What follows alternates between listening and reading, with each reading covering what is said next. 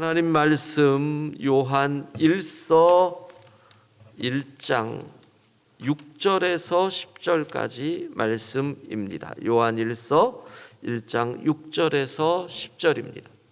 만일 우리가 하나님과 사귐이 있다 하고 어둠에 행하면 거짓말을 하고 진리를 행하지 아니함이거니와 그가 빛 가운데 계신 것 같이 우리도 빛 가운데 행하면 우리가 서로 사귐이 있고 그 아들 예수의 피가 우리를 모든 죄에서 깨끗하게 하실 것이요. 만일 우리가 죄가 없다고 말하면 스스로 속이고 또 진리가 우리 속에 있지 아니할 것이요.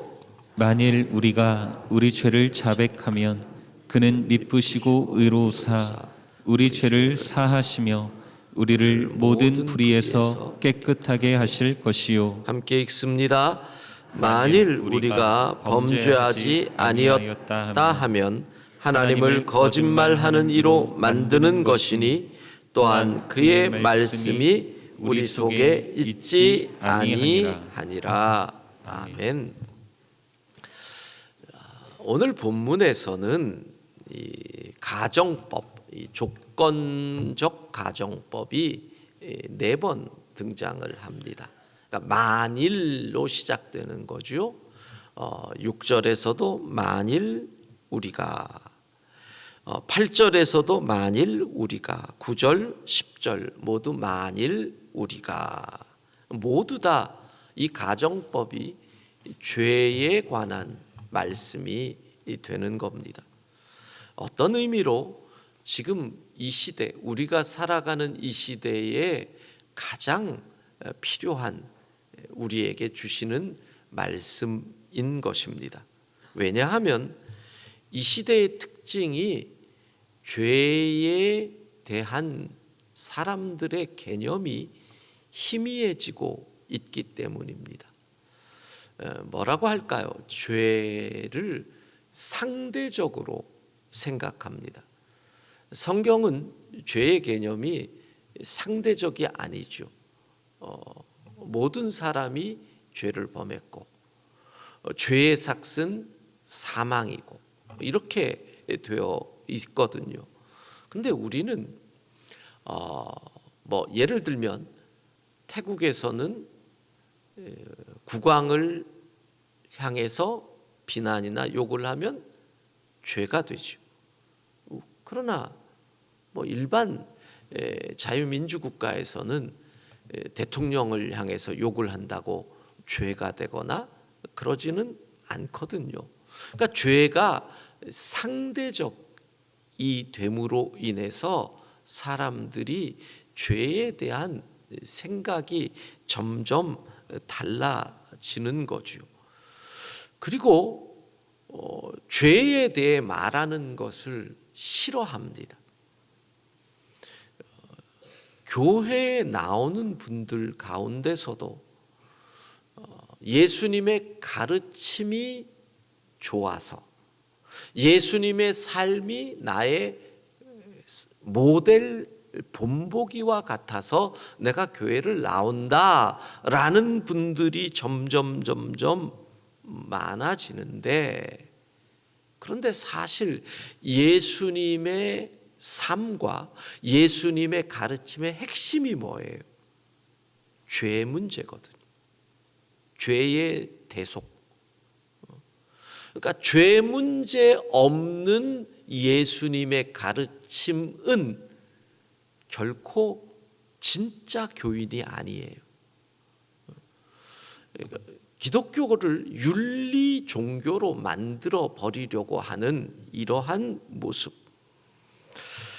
교회가 특정 사건에 관해서 이것이 죄다라고 얘기하는 것을 성도들이 부담스러워합니다. 죄 얘기가 나오면 반드시 심판이 나와야 되고 회개가 나와야 되고 천국과 지옥이 나와야 되는데 그런 설교를 성도들이 부담스러워합니다. 어떤 특정한 사건에 관해서 이것은 죄입니다. 그러면 성도들이 우리 목사님 저러지 좀 않았으면 좋겠는데, 그러니까 홍길동도 아닌데 죄를 죄라고 하지도 못하고 뭐 아버지를 아버지라고도 못하는 것처럼 그런 세상이 되고 있다는 거예요. 그런데 여러분, 죄를 부인하는 순간, 죄가 필요 없다, 뭐 죄가 희미해지는 순간 우리 주 예수 그리스도가 필요 없어지는 거예요. 예수의 십자가가 필요 없잖아요. 예수님이 십자가를 지시지 않는다면 이 땅에 오실 이유가 없었잖아요. 예수님이 필요 없다라는 이야기는 예수님을 보내신 하나님의 사랑이 의미가 없어진다는 거예요. 하나님의 구원, 하나님의 은혜가 필요 없어지게 된다는 것이죠. 그러니까 죄가 희미해지는 이 세상의 모습은 아주 성경의 가르침과는 벗어난다는 거예요. 죄의 개념이 희미해지는 이유 중에 하나가 요한 사도의 관점으로 또 신약 성경의 초점으로 보면 진리에 대한 사람들의 개념이 바뀌고 있거나 희미해지고 있기 때문이에요. 여러분, 이 시대에 있어서 진리를 사람들은 뭘로 생각해요? 뉴스 같은 데 보면 팩트 체크라는 거 있잖아요. 팩트. 그러니까 사람들은 이 시대는 진리를 사실이냐 아니냐, 그러니까 사실로 입증될 수 있거나 거짓임이 증명될 수 있을 때 그걸 진리라고 생각을 해요. 그러다 보니까 성경이 말하는 진리와 이 시대가 생각하는 진리가 너무 다르단 말이에요. 성경은 진리를 죄와 연결을 시킵니다. 다시 말씀드리면 죄를 짓지 않는 삶, 죄를 짓지 않는 삶. 예수님께서 뭐라 그러십니까? 내가 곧 길이요 진리요 이렇게 말씀하세요. 그리고 아버지께로 가는 사람은 예수님을 통해서만, 누가 오늘 본문의 표현을 빌린다면 빛이신 하나님에게 가려면 어두움에 거하는 자는 빛이신 하나님께 갈 수가 없어요. 죄를 짓지 않아야만, 다시 말합니다, 죄를 짓지 않는 것은 불가능하니까 죄 문제가 해결되어야만 빛이신 하나님에게 갈 수가 있어요. 그러니까 예수님을 통해서만 진리의 삶이 가능하다. 근데 이 시대는 진리를 그냥 사실이냐 거짓이냐 이 정도로 생각을 하는 진리의 상대화. 진리는 성경에서는 언제나 행함으로 이야기를 합니다. 근데 우리는 진리를 어떤 지적인 인식의 개념으로 생각한다는 거예요. 아니에요. 오늘 본문에서도 뭐라 그래요? 진리를 행하지 아니한다. 그래서 요한 1서의 세 가지 주제가 죄, 예수 그리스도, 사랑이라고 얘기했잖아요. 그러니까 죄를 해결하는 것은 예수 그리스도. 예수 그리스도를 믿으면 진리를 행하는데 그것이 곧 뭐예요? 사랑하라. 진리가 행함으로 나타난다는 거예요. 진리의 문제가 결국은 죄의 문제를 희미하게 만드는 거죠. 그래서 오늘 본문에서는 죄를 이야기하면서 세 종류의 죄를 이야기합니다. 먼저 6절을 보면 우리가 하나님과 사귐이 있다고 하고 어둠에 행하면 거짓말이요 진리를 행하지 아니하는 자다. 하나님을 믿는다고 하면서 진리를 행하지 아니하는 죄인이 있다. 빛에 거한다고 하면서 실상은 어둠에 거하는 죄인이 있다. 어쩌면 우리 모두가 거기에 해당될 수 있을 거예요. 하나님을 믿는다고 하지만 우리가 거짓을 말하거나 죄를 지을 때가 있으니까. 그 다음 두 번째는요, 8절이에요.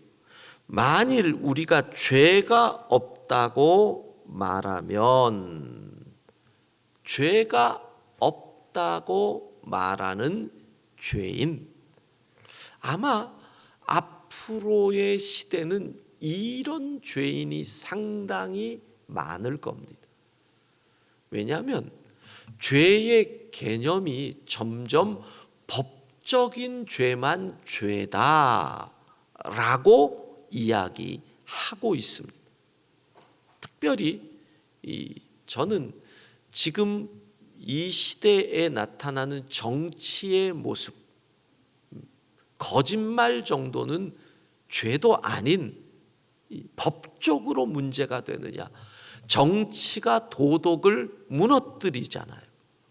근데 이게 이 시대의 흐름입니다. 사실은 어느 당의 문제가 아니라 시대가 그렇게 가고 있는 겁니다. 그러면 자, 내가 벌금을 죄값으로 받았어요. 그래서 벌금을 내면 어떻게 생각해요? 내 죄는 없다, 끝났다. 죄가 없다고 말하는 죄인. 그리고 10절에 어떻게 해요? 우리가 범죄하지 아니하였다 하면, 이건 뭐예요? 내가 죄를 지었는데, 내가 죄인인 걸 인정하는데 이건 죄가 아니다 라고 얘기하는, 그러니까 큰 의미의 죄인이지만 이 죄는 죄가 아니다 라고 하는 이런 죄인. 여러분, 모든 죄는 다 사망에 이르는 벌을 받게 된다. 이것이 성경이 말하는 죄의 엄중함입니다. 우리가 죄를 부인하면 어떤 일이 벌어집니까? 첫 번째는 하나님의 신실하심과 하나님의 의를 부인합니다. 9절, 만일 우리가 우리 죄를 자백하면 그는 미쁘시고 의로우사 우리 죄를 사하시며. 하나님의 성품의 두 가지가 하나님의 미쁘심, 신실하심입니다. 하나님은 뭐라고 약속하셨어요? 내가 너희의 죄를 사한다. 하나님의 의로우심, 너희는 죄인이기 때문에 죄 문제가 해결되지 않으면 내게 올 수 없다. 근데 내가 죄 없다 그러면 하나님이 필요 없거든요. 하나님의 약속을 지키시는 것인데 하나님을 거짓말하는 자로 만드는 거예요. 두 번째, 우리가 죄를 부인하면 예수 그리스도의 보혈을 필요 없게 만드는 거예요. 그러면 기독교는 뭐가 돼요? 윤리 종교가 돼요. 도덕 종교가 되는 거예요. 죄가 없으면 예수님이 오실 필요가 없고, 예수님이 십자가에 달리실 필요가 없죠. 예수님이 산상수훈 말씀, 도덕적인 말씀을 가르치려고 이 땅에 오신 게 아니잖아요. 죄의 대속을 위해 이 땅에 오셨는데 죄가 없다고 하면 예수님이 필요 없게 돼요. 그러니까 죄가 없다는 것은 곧 뭐예요? 사단의 속임수라는 거죠. 속지 말아야 합니다. 시대가, 세상이 죄를 아무리 희미하게 할지라도 성경은 죄를 정확히 이야기합니다. 그러면 결국은 이겁니다. 이 죄 문제를 어떻게 해결합니까? 오늘 본문이 말씀합니다.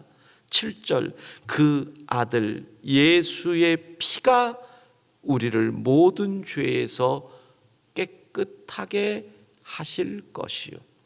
할렐루야. 예수의 피가 우리의 죄를 깨끗하게 하실 줄로 믿습니다. 그러면 우리는 어떻게 해야 됩니까? 9절 같이 읽도록 합니다. 9절 같이 읽습니다. 만일 우리가 우리 죄를 자백하면 그는 미쁘시고 의로우사 우리 죄를 사하시며 우리를 모든 불의에서 깨끗하게 하실 것이요. 아멘. 우리가 하나님 앞에 내 죄를 자백하면, 죄는 독과 같은 거예요. 해독하지 않으면 결국 우리를 죽여요. 어떻게? 죄의 해독제가 예수의 보혈이에요. 예수의 보혈은 어떻게? 우리 죄를 자백할 때, 이거 1장 9절 오늘의 암송 9절입니다. 자, 한번 읽고 시간을 드릴 거니까 암송하는 겁니다. 자, 같이 읽도록 다시 한번 읽겠습니다.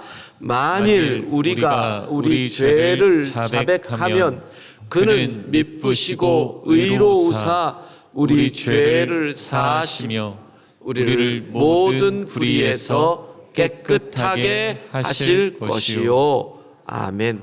자, 이제 시간을 드릴 테니까 한 1분 동안 이 성경을 외우도록 하시겠습니다.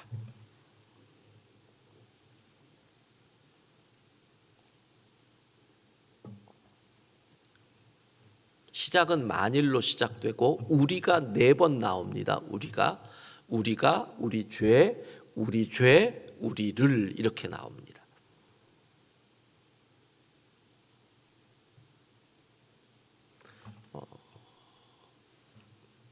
지금 450여 분이 온라인으로 유튜브로 지금 2부 새벽 기도를 함께하고 있는데, 가정에서 침대에서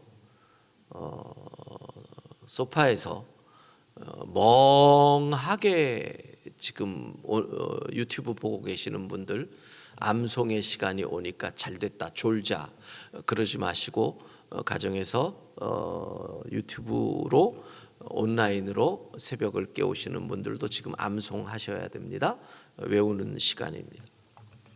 자, 한번 같이 읽고 암송하도록 하겠습니다. 시작. 만일 우리가 우리 죄를 자백하면 그는 미쁘시고 의로우사 우리 죄를 사하시며 우리를 모든 불의에서 깨끗하게 하실 것이요. 요한 1서 1장 9절 말씀. 아멘. 자, 이제 암송합니다. 화면 지워주세요. 예. 준비. 만일 시작. 만일 우리가 우리 죄를 자백하면 그는 미쁘시고 의로우사 우리 죄를 사하시며 우리를 모든 불의에서 깨끗하게 하실 것이요. 요한 1서 1장 9절 말씀. 아멘. 까먹는 거를 걱정하지 마세요. 내일 또 외우면 돼요. 또 까먹으면 모레 또 외우면 돼요. 괜찮아요. 당연히 나이가 들면 자꾸 까먹으니까 걱정하지 마시고 내일 또 외운다. 잊어버리면 모레 또 외운다. 괜찮아요. 까먹는 건 죄가 아니에요. 까먹는 건 죄가 아니에요. 그러니까 다시 외우면 되니까 오늘 여러분 새벽 기도 끝나고 기도하실 때 이 기도 하셔야 돼요. 하나님, 나의 죄를 고백합니다. 죄가 언제나 우리를 넘어뜨리거든요. 하나님 앞에 죄를 자백하고 예수의 보혈을 의지하고 정결케 해달라고 해독해야 건강해지는 것. 그리고 또한 우리의 죄를 대속하기 위해 이 땅에 오신 예수님을 찬양하고 예수님께 감사하는 기도를 드리면서 오늘 새벽 기도 후에 개인의 기도의 시간을 가져야 합니다. 하나님은 빛이십니다. 빛이신 하나님과 사귀려면 어두움에 거할 수 없습니다. 그러나 인간이 죄를 자꾸 짓습니다. 어떻게 해야 됩니까? 내가 죄인임을 인정하고 예수의 보혈을 의지해야 됩니다. 우리가 우리 죄를 자백하면 신실하신 하나님, 의로우신 하나님은 우리 죄를 사해 줍니다. 우리는 새롭게 됩니다. 이전 것은 지나가는 것입니다. 날마다 새로워지는 새로운 피조물의 삶, 죄에서 자유한 그리스도인의 삶을 오늘 하루도 살아갈 수 있기를 바랍니다.